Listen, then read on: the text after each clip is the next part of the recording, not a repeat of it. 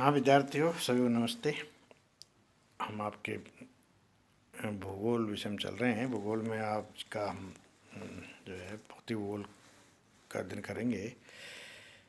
आज का भौतिक भूगोल का हमारा टॉपिक है महाद्वीप एवं महासागरीय नितल की उत्पत्ति। देखिए, महाद्वीप और महासागरों के नितल की उत्पत्ति की समस्या उतनी ही जटिल है जितनी कि पृथ्वी की उत्पत्ति की समस्या है। फिर भी अलग अलग विद्वानों ने अलग अलग प्रयास किए हैं और अपने अपने अध्ययनों के आधार पर कुछ निष्कर्ष निकाले हैं जो हम आपके सामने रखेंगे। आप इनको अच्छे से समझेंगे, अच्छे से देखेंगे।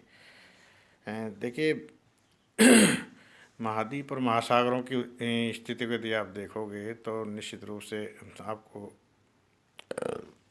पृथ्वी पे के कुल 70.8% भाग पर जल और 29.2% भाग पर स्थल मिलता है। इसमें उत्तरी गोलार्ध में स्थल की अधिकता मिलती है और दक्षिणी गोलार्ध में जल की अधिकता मिलती है। आप एक डायग्राम है उसको देख सकते हैं। ये वाला डायग्राम आप देखिए, ये है। इसमें आप देखेंगे ये उत्तरी गोलार्ध में त्रिकोण बने हुए, त्रिकोणीय देखिए जितने महाद्वीप है इनकी स्थिति त्रिकोणीय है। त्रिकोण बना के इनको बता रखा है, इसमें समझा रखा है। लेकिन आप उत्तरी गोलार्ध देखिए, उत्तरी गोलार्ध में पृथ्वी के स्थल भाग की अधिकता है और दक्षिणी गोलार्ध में जलीय भाग की अधिकता पाई जाती है। तो ये स्थिति है। अब इसकी कैसे कैसे संरचना हुई है इसके बारे में अलग अलग विद्वानों ने अपने अपने विचारधाराएं रखी है। लेपर्थ और लव की परिकल्पना, एक जितनी विचारधाराएं अब तक सामने आई है उनमें से सबसे पहले लेपर्थ और लव की विचारधारा आती है। इसमें इन्होंने महाद्वीपों की उत्पत्ति का मुख्य कारण पृथ्वी के ऊपरी धरातल पर बड़े पैमाने पर वलन की क्रिया को होना बताया है। इन्होंने कहा कि धीरे धीरे पृथ्वी का ऊपरी भाग जो ठंडा होता चला गया तो उसमें वलन उत्पन्न होते चले गए और ऊपर उठे वलन के ऊपर उठे हुए भाग जो है वो महाद्वीप बन गए और निम्न भाग महासागर बन गए। ये एक आधार था इनका और इन्होंने अपनी समस्या को सुलझाना चाहा था। इसके बाद दूसरी जो परिकल्पना है, सिद्धांत दूसरा जो है वो है चतुष्फलक सिद्धांत। ये ज्यामिति के आधार पर महाद्वीप और महासागर की उत्पत्ति को समझाने का प्रयास किया है इन्होंने। इसमें बिवांट और पेंडागोनस नामक विद्वान हुए हैं। लोथिन ग्रीन नामक विद्वान ने विशेषकर चतुष्फलक सिद्धांत को प्रतिपादित किया है। इसमें इन्होंने ज्यामितीय आधार पर कुछ निष्कर्ष निकाले, अपना अध्ययन किया है और उस आधार पर कुछ परिणाम उन्होंने दिए हैं। उनके आधार पर महाद्वीप और महासागर नितलों की उच्च के बारे में बताया गया है। इस के साथ ही चतुष्फलक सिद्धांत में कुछ चीज़ें हैं। दक्षिणी और उत्तरी गोलार्ध की अलग अलग स्थितियाँ होना, स्थल जल का त्रिभुज रूप में पाया जाना, ध्रुवीय सागर चतुर्दिश भाग में क्रमबद्ध श्रृंखला मेखला के रूप में पाया जाना, ये महाद्वीप और महासागर एक दूसरे के विपरीत दिशा में पाए जाते हैं। ये इस तरीके से कुछ निष्कर्ष निकाले इन्होंने, जिनके आधार पर कुछ परिणाम प्राप्त हुए हैं जो दुनिया के सामने रखे थे। ये इसका एक सिद्धांत है। इसके बाद जो है सिद्धांत आता है टेलर का महाद्वीपीय विस्थापन सिद्धांत। देखिए, टेलर महोदय ने महाद्वीपीय प्रवाह सिद्धांत का प्रतिपादन किया 1908 में और इसमें 1910 में उन्होंने प्रकाशन किया कुछ संशोधन करके। इन्होंने कहा कि क्षैतिज स्थानांतरण के विषय में बताया है और टेलर की परिकल्पना मुख्य उद्देश्य था टर्सरी युग के मोड़दार पर्वतों की व्याख्या करना। इन्होंने बहुत अच्छे से समझाने का प्रयास किया है, अलग अलग पर्वतों के आधार पर अलग अलग व्याख्याएँ दी है। और इनके सामने मुख्य समस्या जो थी कि इस समस्या का हल कैसे किया जाए। ऐसी समस्या के सुलझाने के लिए टेलर ने संकुचन सिद्धांत के विपरीत अपने स्थल विस्थापन सिद्धांत का प्रतिपादन किया था। इसमें प्रवाह सिद्धांत टेलर का प्रथम प्रयास माना जाता है।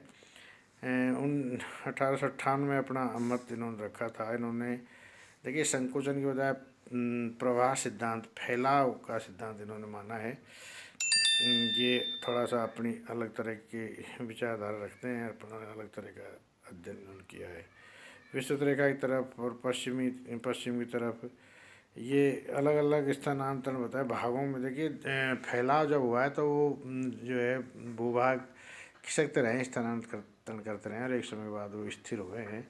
इस प्रकार इन्होंने अपना एक सिद्धांत दिया है। आप इसको विस्तृत देखेंगे, आपकी बुक में इसकी डिटेल मिलेगी आपको, देखिएगा। इसके बाद हम बात करते हैं वेगनर के महाद्वीपीय प्रवाह सिद्धांत की। तो देखिए दुनिया में अब तक जितने भी महाद्वीप और महासागरों के नितल के उच्चावच के जो सिद्धांत आए हैं, जो व्याख्या है, ये जो सिद्धांत आए हैं, संकल्पनाएं आई है, उन सब में सबसे महत्वपूर्ण है वेगनर का महाद्वीपीय प्रवाह सिद्धांत। इन्होंने जो बताया है उसमें देखिए प्रोफेसर अल्फ्रेड वेगनर जर्मनी के एक प्रसिद्ध जलवायु वेत्ता है।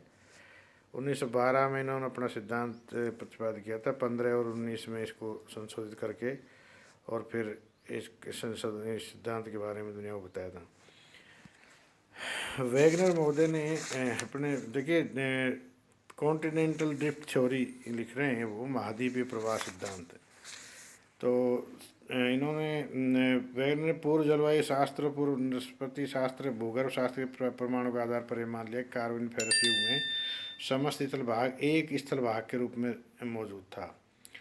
यह सारी धरती एक स्थल भाग थी, एक भूभाग था, इसका नाम पेंजिया था और इसके चारों तरफ जल राशि थी। उस पूरी संपूर्ण जल राशि को एक महासागर के रूप में विद्यमान था। उसको जो है इन्होंने पेंथालसा नाम दिया है। पेंजिया को पेंथालसा ने अपने चार तरफ से घेर रखा था। इसका उत्तरी भाग लार एशिया तक कहलाता था और दक्षिणी भाग गोंडवानालैंड कहलाता था। तो इन्होंने कहा कि ये एक समय के बाद जो है इनका प्रभाव हुआ, ये ड्रिफ्ट होती चली गई, ये टूट कर अलग होती चली गई और ये एक दूसरे से खिसकते हुए चले गए।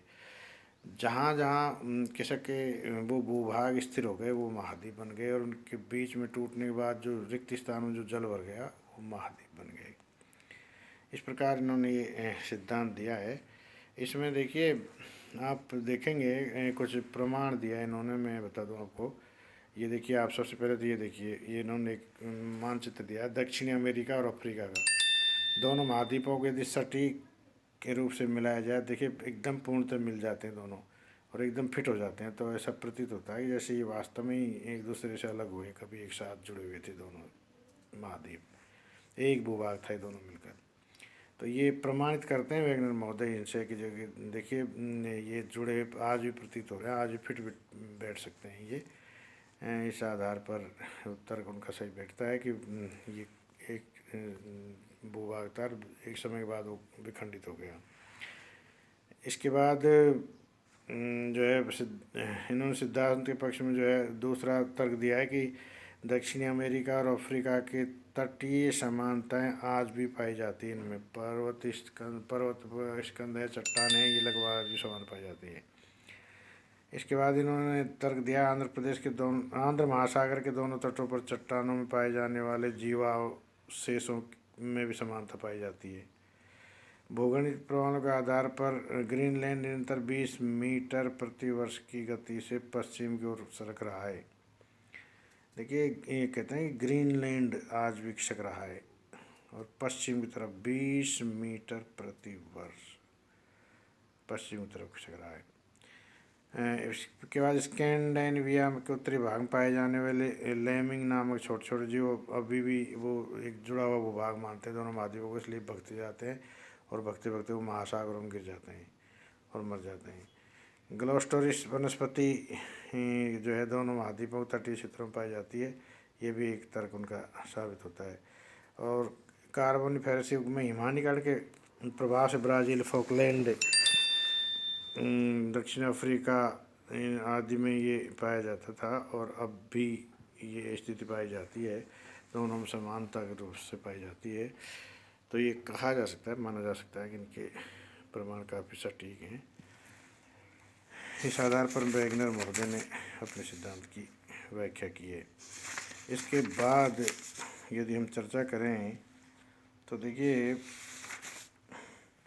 हम आज के वैज्ञानिक युग की बात करना चाहेंगे और वैज्ञानिक युग में वैज्ञानिक विचारधाराओं पर चर्चा करना चाहेंगे। तो आज की सबसे वैज्ञानिक जो विचारधारा है, सिद्धांत जो है, वो है प्लेट टेक्टोनिक सिद्धांत। इन्होंने कहा कि स्थलीय दृढ़ भूखंड को प्लेट कहते हैं। इन प्लेटों के स्वभाव प्रभाव से क्या संबंधित अध्ययन को प्लेट विवर्तनिकी कहते हैं। प्लेट संकल्पना का प्रादुर्भाव दो तथ्यों के आधार पर हुआ है: महाद्वीपीय प्रवाह की परिकल्पना और सागर तली के प्रसार। इस आधार पर प्लेट टेक्टोनिक सिद्धांत है। तो इन्होंने कहा कि एक ऊपरी परत है जो विनाशकारी प्लेट कहलाती है, दूसरी संरक्षी प्लेट के जो किनारा रूपांतर प्लेट कहलाती है, तीसरी रचनात्मक प्लेट किनारा। इन प्लेटों के आपसी भूगर्भिक हलचलों और भूगर्भिक गतिविधियों के कारण जो है धीरे धीरे महाद्वीप और महासागर में तल के उच्चावच की उत्पत्ति हुई है। ऐसा प्लेट टेक्टोनिक सिद्धांत हमें बताया गया है। फिर भी अध्ययन चल रहे हैं और चलते रहेंगे। इसके बाद बहुत महत्वपूर्ण आज बीज का अध्ययन किया जा रहा है यूरोप में, अभी भी अध्ययन किया जा रहा है। प्लेट टेक्टोनिक एक समय था जब तक जो है वैगनर का महाद्वीपीय प्रवाह सिद्धांत को सर्वमान्य रूप से स्वीकार किया गया था, लेकिन इसके बाद वर्तमान में जो अध्ययन चल रहे हैं उनके आधार पर प्लेट टेक्टोनिक सिद्धांत जो है वो काफ़ी वैज्ञानिक सिद्धांत है और काफ़ी सटीक सिद्धांत बताया गया है। इसलिए आधुनिक युग में प्लेट टेक्टोनिक सिद्धांत को भी अधिक महत्व दिया जा रहा है और अधिक मान्यता प्रदान की जा रही है। इस प्रकार ये आपका अध्याय पूरा हुआ। अगली कक्षा में हम अगला टॉपिक लेंगे। सभी को नमस्ते।